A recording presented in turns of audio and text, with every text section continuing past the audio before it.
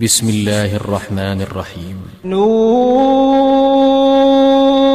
والقلم وما يسطرون ما أنت بنعمة ربك بمجنون وإن لك لأجرا غير ممنون وإنك لعلى خلق عظيم فستبصر ويبصرون بأيكم المفتون إن ربك هو أعلم بمن ضل عن سبيله وهو أعلم بالمهتدين فلا تطع المكذبين ودوا لو تدهن فيدهنون ولا تطع كل حلاف مهين هماز مشاء بنميم مناع للخير معتد أثيم عتل بعد ذلك زنيم أن كان ذا مال وبنين إذا تتلى عليه آياتنا قال أساطير الأولين سنسمه على الخرطوم إنا بلوناهم كما بلونا أصحاب الجنة إذ أقسموا ليصرمنها مصبحين ولا يستثنون فطاف عليها طائف من ربك وهم نائمون فأصبحت كالصريم فتنادوا مصبحين أن اغدوا على حرثكم إن كنتم صارمين فانطلقوا وهم يتخافتون ألا يدخلنها اليوم عليكم مسكين وغدوا على حرد قادرين فلما رأوها قالوا إنا لضالون بل نحن محرومون قال أوسطهم ألم أقل لكم لولا تسبحون قالوا سبحان ربنا إنا كنا ظالمين فأقبل بعضهم على بعض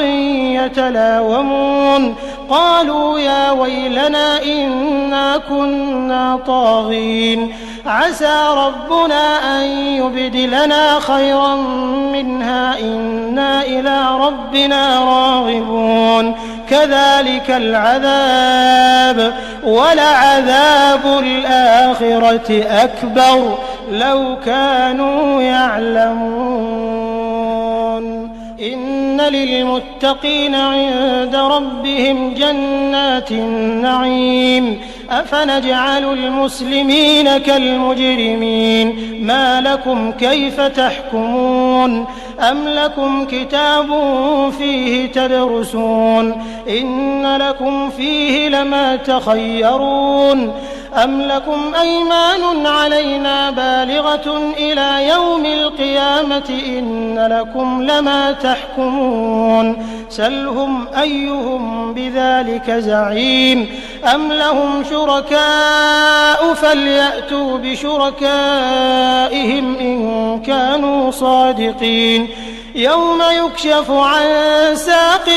ويدعون إلى السجود فلا يستطيعون خاشعة أبصارهم ترهقهم ذلة وقد كانوا يدعون إلى السجود وهم سالمون فذرني ومن يكذب بهذا الحديث سنستدرجهم من حيث لا يعلمون وأملي لهم إن كيدي متين أم تسألهم أجرا فهم من مغرم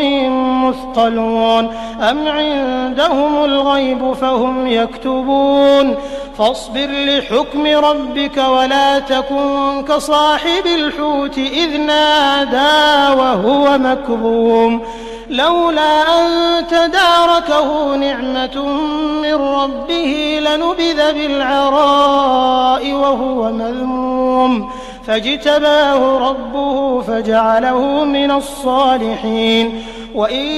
يكاد الذين كفروا ليزلقونك بأبصارهم لما سمعوا الذكر ويقولون إنه لمجنون وما هو إلا ذكر ذكر للعالمين.